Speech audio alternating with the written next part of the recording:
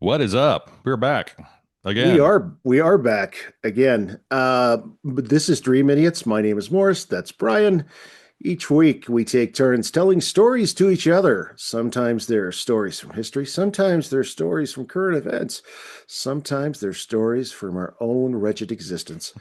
Brian, how are you? Mm, I'm excellent. We're in the throes of summer here, but we are cruising along. Several new episodes here in a row. We're going to keep pushing through the end of the year, we hope. But thanks for listening, folks, and tagging along and liking, sharing, and subscribing. We're still getting lots of views on YouTube, weirdly. So if you like our stuff, go check out YouTube and subscribe there. Otherwise, Apple, Spotify, wherever, please like, share, subscribe, give us 5 stars. And go check out dreamidiots.com. You can check out the whole back catalog and drop us a line as well, just to say hi or give us a story idea. I figured out the mystery of one of our downloaders, by the way. Oh, okay. Yes, which I will tell you about off Okay. mic. But it basically involved me calling somebody up, somebody we both know, and just it was one of those things where I called them hoping they wouldn't answer so I could leave a goofy message.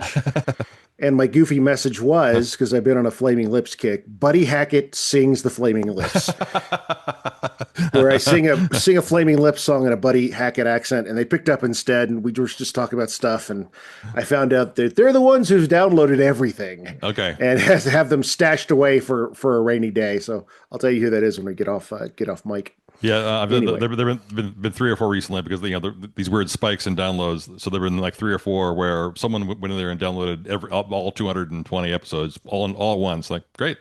yeah, I know who that So is, and they got great enjoyment over the fact that you lose your mind when that happens. So it's pretty funny. okay. Anyway, yeah, we take turns telling stories, and hmm Brian, it is your turn to go first. I believe, I hope, because I don't have a story to go today. I do. So I'm sending you an image right now, but do not look at it until I tell What are you you. sending it on? Because I don't have my phone. You don't have your phone. I don't. Hmm. Um. Well, that's okay. I will. It's not that illustrative, but this picture will be the image likely for the episode. So, folks Okay, listening to this, if you can see the episode image, that's the image I tried to send to Morris. So, but I but am it's woefully unprepared. yeah. So this will be a complete surprise. So Great. here we go. So Okay, imagine you're standing in the middle of nowhere, not 20 minutes past the last gas station, but nowhere, real expansive, oppressive nowhere. You're somewhere where they're dusting crops, where there ain't no crops. That yes, kind of nowhere. Okay. exactly. You're End in the of Castaway with Tom Hanks. Nowhere. yeah, very much so. Around you is thousands of acres of twisted Joshua trees, ancient volcanic cinder cones, sun-cracked earth, and jagged sun-bleached rock. You're basically on the moon. The Okay. nearest paved highway is 12 miles behind you. The temperature is pushing well past 100 degrees, and the desert is so quiet you can hear your heart beating. So imagine, it's late 1980s when you and I were first learning to drive, way before cell phones or GPS. So if you got lost, you had to pull over and grab that ridiculous unfolding map Hmm. that wasn't terribly helpful. So maybe you have to hop out of the car and spread the map out on the hood of the car and figure out, okay, where am I? Where am I trying to go? And you're in the middle of nowhere. And then you hear a phone ringing, like an old style grandma's phone. You hear That really sharp bell. that Yeah. really sharp bell, and then you would think you were hallucinating. The ringing stops, but then it starts again. Standing alone in a great big nowhere is a solitary glass and metal Superman style phone booth. No building near it, no gas station, no power lines, just a phone booth sitting next to a dirt track, 12 miles from the nearest pavement. You step forward, you lift the sun warmed plastic receiver to your ear and say hello. On the other end is a teenager calling from a bedroom in Munich, or a night shift worker in Chicago, or maybe a caller from Australia. Perhaps someone speaking another language or with an accent. They don't know who you are. You don't know who they are. They just dialed a random phone number to ask one simple question. Are you at the phone booth? In the late 1940s, the Mojave Desert was populated by a scattered group of tough, self reliant people, cattle ranchers, homesteaders, and miners. Among them was a man named Emerson Ray, who owned and operated the SEMA cinder mine. Mining volcanic rock in the Mojave was brutal, isolated work. If a piece of heavy machinery snapped a belt or if a miner suffered a medical emergency, getting help meant driving for hours across unpaved terrain. Emerson Ray petitioned the state of California for a phone line. Under California regulations at the time, the state mandated policy stations, isolated government subsidized telephone access points installed to provide a safety lifeline in remote wilderness areas. In 1948, workers strung miles of copper wire on wooden poles across the desert wash and installed a hand cranked magnetophone at the intersection of two dirt tracks. It was officially registered as the Cinder Peak Policy Station. As technology upgraded over the decades, the station evolved as well. In the 1960s, Pac Bell came through and replaced the old crank phone with a glass and aluminum payphone booth, the standard, like you see on the street in New York or Hmm. wherever. In the 1970s, the old rotary dial was upgraded to a touchtone pad. Oh, It, hello, modernity. It was originally assigned the exchange Baker 39969. Over time, as populations grew and area codes expanded and split across Southern California, it shifted from area code 213 to 714, then 619, and finally 760. It reached its legendary number 1-760-733-9969. For almost 50 years, the booth remained completely unknown to the outside world. It was just a utility. Local miners used it to call suppliers. Local ranchers used it to check cattle prices. Occasionally, a lost driver would stumble upon it in the dark. And then there were people like Lorene. Lorene was a local resident who lived miles away in a remote desert cabin. She didn't have a phone at the time at home, so every few days she'd drive her dusty pickup truck down to the booth to call her family. Presumably, she's either calling collect or she's carrying a plastic bag full of quarters. Remember having to do that? Yep. Sometimes when she was Somebody standing, go back and get a shitload of dimes. right, go to the bank and get a roll. This is ridiculous. So sometimes while she was standing inside the glass box waiting for her call to go through, the phone would ring, and she'd answer calls from lost tourists asking for directions to Interstate 15. In May 1997, a man named Steve in Los Angeles visited the desert, and while he was Mhm. looking at an official government topographical map of the Mojave, he noticed a tiny, easily overlooked symbol, a miniature telephone icon placed in an empty square mile, an empty square mile anywhere from, in the middle of nowhere. Just no fucking way. He saw this and wondered that can't possibly be right. Steve drove out just out of curiosity and found the payphone standing alone in just a field of dirt, and wrote a brief note about his discovery in an underground zine at the time. And at the time, he actually he included the phone number, the 760-733-9969. Actually, since we're doing video as well, you might be able to see Yes, I can see it. standard phone booth. Hmm. So this small blurb in the this underground magazine caught the eye of a guy named Godfrey Daniels. Godfrey was an Arizona computer programmer, what's called a phreaker, Oh yeah, Phreak. yeah, yep. We've talked Uh, about phone freakers before. Yeah, yep. yep. So he was a big, early internet enthusiast, and when he saw the number, he became pretty much instantly obsessed. The idea of a payphone sitting out in the open desert, connected to this global network, the global grid, yet this isolated, just kind of it just said something to him, touched something deep in his imagination. So he starts calling the phone pretty often, day after day, week after week. He sets up an automated redialing program. I remember having one of these, back in the 90s. I remember thinking it was super cool that I could actually send and receive faxes without having to print them. It was, 30 Hmm. years ago, back when you had to deal with dial tones on your computers. So he set up a system, was just calling and calling and calling and calling.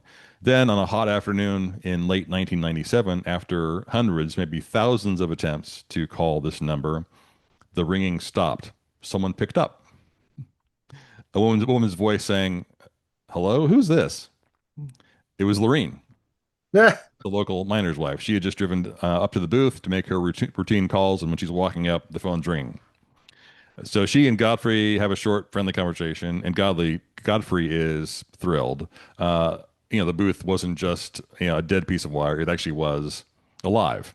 Godfrey then writes a simple, sort of text-heavy website, an HTML-based website devoted exclusively to the Mojave phone booth. And so this is Wild West era of the web, basic HTML. It's you know just antiquated medieval mhm. tools compared to what's out there now.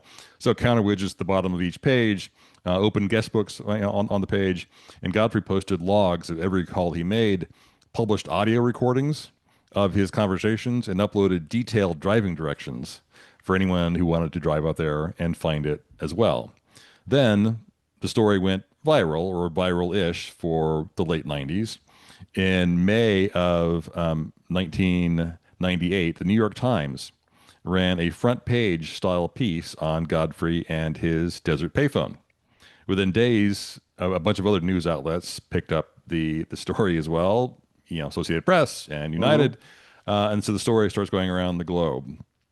And people didn't just call the booth, they traveled to it as well. Between 98 and 2000, the Mojave phone booth became a site of pilgrimage. People drove hundreds of miles across bad dirt roads to just camp out next to it. They set up tents, lawn chairs, coolers, picture Burning Man, sort of. They brought grills, played acoustic guitars around campfires. I imagine, Oh, so in other words, they ruined it, Brian, is what you're saying. right?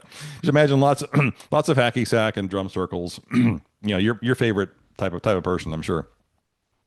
And then whenever the phone rang, which was virtually just constantly every multiple times a minute, whoever was sitting closest to it would jump up and grab the receiver and answer and answer the phone. So over the years, these stories became sort of surreal and funny and deeply human.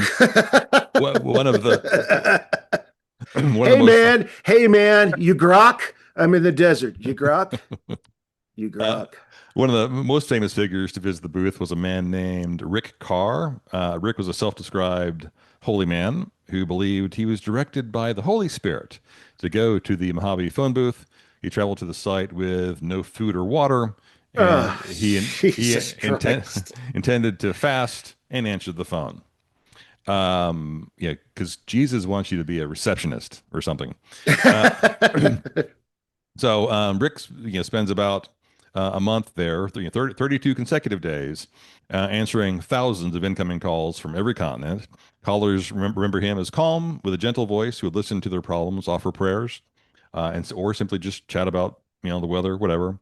When travelers drove out to visit the booth, they found Rick just sitting there in a plastic chair, with the phone with the phone to his ear, surrounded by bottles of water and things that people had left him to make sure he didn't die out there in the heat.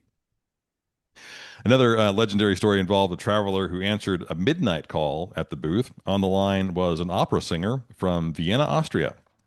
The singer asked what the acoustics were like. Uh, it's there are no acoustics. It's a void. The traveler stepped back, held the receiver out toward the open night sky, and listened as the singer performed a full opera aria across thousands of miles of transatlantic telephone lines, echoing out over this empty landscape. You're gonna die in the heat. The booth became a place for confession and connection. A man from New York called the booth repeatedly until someone picked up, purely so he could propose to his girlfriend over the line, while a crowd of strangers at the booth cheered in the background. People called to apologize to ex-partners, figuring that a confession to a stranger in the middle of nowhere was easier than confronting something that they didn't want to confront.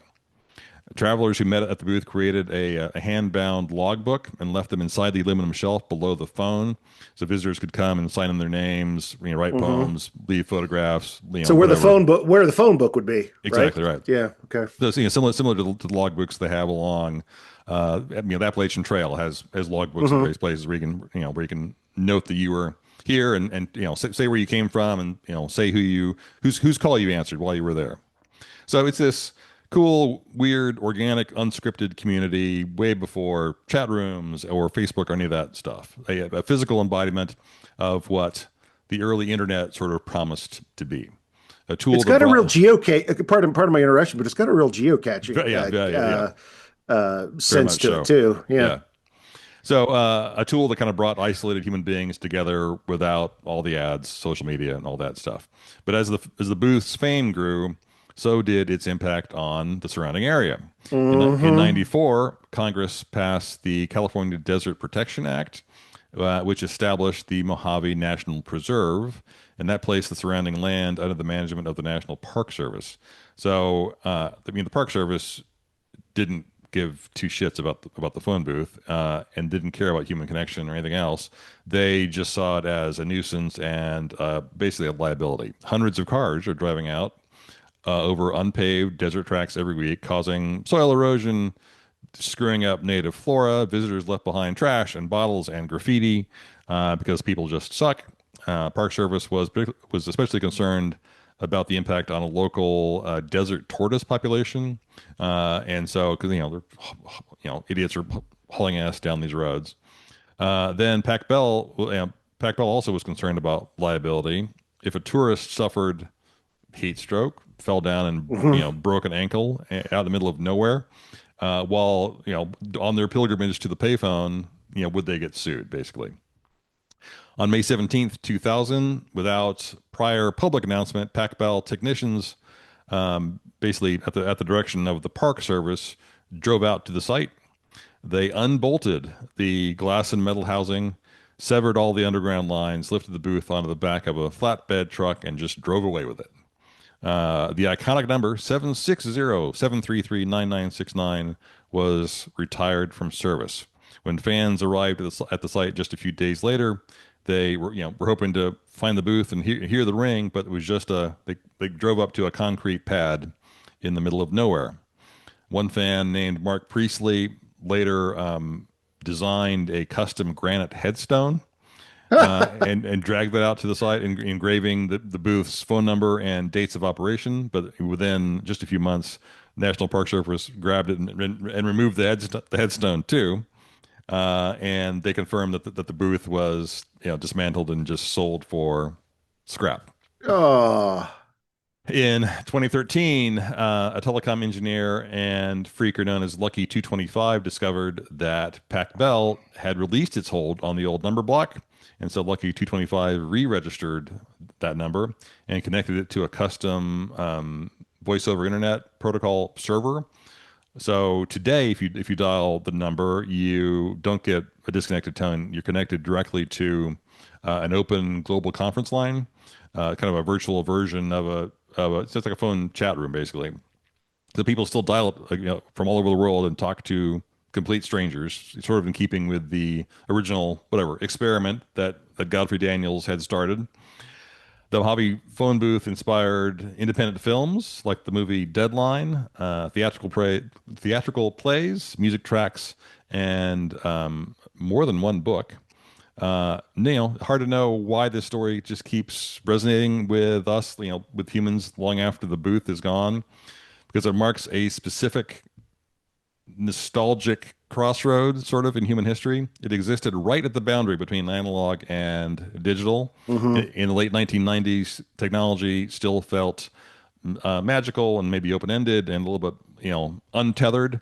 And the booth brought strangers together purely out of wonder, excitement for something new. Had a weird therapeutic effect, sort of like that practice that some people do. Therapists advocate now and again. If you have a relationship that's fraught with turmoil, the practice of writing a letter to someone and never mailing it. There's also a website called Post Secret, which may have talked about before.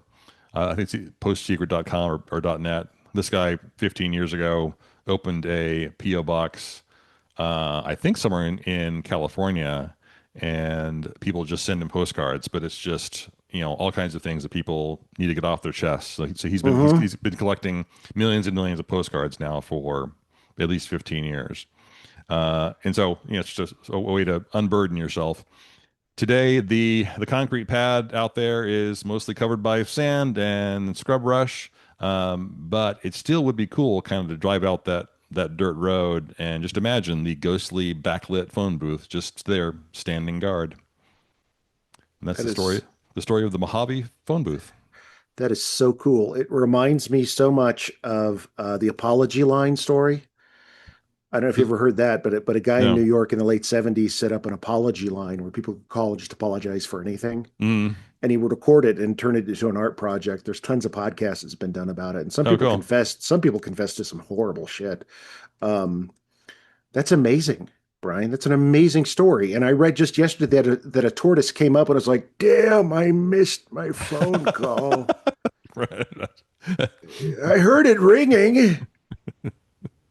That it's also like what to me, image wise, it kind of reminds me of like an old Western where it's post Civil War in a Western and the Mm. telegraph line's been cut, right? Right. And you've got these guys have to ride out into the desert for miles to repair the telegraph line to Fort wherever. Hmm. Um, and what a great place. So it's basically out in where is it in Out at relation to Death uh, Valley? Is it? It's yeah, kind of yeah. the southern end of Death Valley, sort of, in that little, out there close to Arizona border, really probably not too far from Vegas, Hoover Dam area, but just, southwest of there, but out in the middle of nowhere. And so, I find that technology these days, for me anyway, is a little bit exhausting. And so the idea of being isolated and disconnected and, not having a phone beeping and whirring in my pocket. I have a burner phone which I've never used, but I've been tempted to get a just like a flip phone, just like, I just need, I want to have a phone occasionally, just, for Hmm. emergencies, but, having a day or two a month where there's just no input and just silence. Yeah, my dad never converted over. He's been dead for 6 years now, and he never converted to a smartphone. He just had a flip phone Hmm. till the day he died, and was like, I I don't, can don't call even. in, I can call out, like, Yeah, I can make and receive calls. That's it. as opposed to you kind of unlocked a core memory. There used to be a payphone right where the old Taco Bell was on Walsham Road, and that's where Dad and I would stop. Like if I was out with him at night, he had a page from the hospital. Okay. He would stop at that Taco Bell and use it. We'd get a couple tacos, and he'd use the phone to Hmm. catch up on all his pages because he had a beeper that was, Hmm. the size of a electric razor, basically, Yeah, I mean, that the would last go time, off. I don't recall the last time. Uh, there's some hotel in either downtown Austin or downtown San Antonio that still has like the bank of small Oh pillows yeah, yeah, yeah. where you can sit. So like the Gunther or, one of the hotels might still have that. I mean, I don't know whether the phones are still there or not. But I haven't seen like a real genuine phone booth in forever. I cracked up laughing a couple of years ago when I was last in New Mexico, because in some restaurant we went to right by the bathrooms, it wasn't a full phone booth, but it was, the old push button, Hmm. Southwestern Bell payphone mounted on the wall next to the bathrooms. And it was shiny and new. I mean, it obviously worked. It's like, God, I mean, no one under the age of 25 knows how to operate this damn thing. Like, what, Yeah, the dial tone, what the hell's that? yeah, Oh, yeah. No, no, and I. Do you remember the switch from a dime to a quarter? I yeah, vaguely remember that. I do Yeah, remember that. it's like Jesus Christ. Right. 150% increase. Um, yeah, that's a great story, Brian, and it's very appropriate for us as we get older and older. It's just kind of out there on the edge of nowhere, staring into the. It's kind of like what you said about. Uh, I was checking out something in one of our episodes, and you were talking about how you took a look at one of the old forts and how weird it was that people's job would just was during the war just to stand out and stare at the ocean out Uh, into the distance looking for ships either in Seattle or off the coast of Maine. It's kind of the same thing where you're, in the words of one of the characters from The Searchers by John Ford, we're Texicans. mm. We're just a human man way out on a limb, right? Just uh, out there beyond where the horizon ends. Very cool story. and the kind that really gets to me. That's great. Cool. I figured you'd like that one. Oh, that's one place I would definitely have wanted to visit if it was.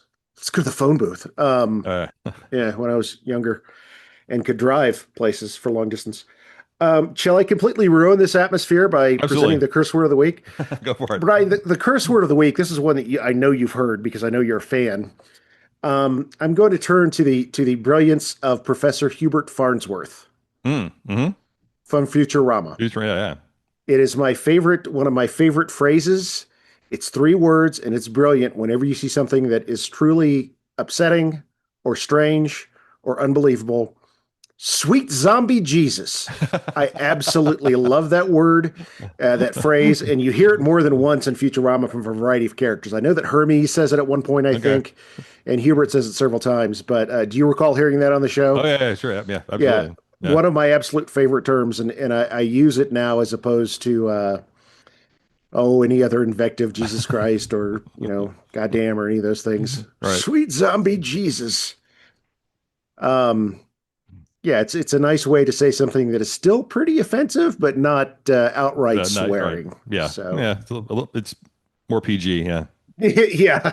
But Anyway, that's all I have, and it's hard to follow up with a curse word of the week after a story like that. That was fantastic. all right. Well, thanks for listening, folks. New episodes through the rest of the year. So keep listening and liking and sharing and subscribing. Go check out dreamidiots.com.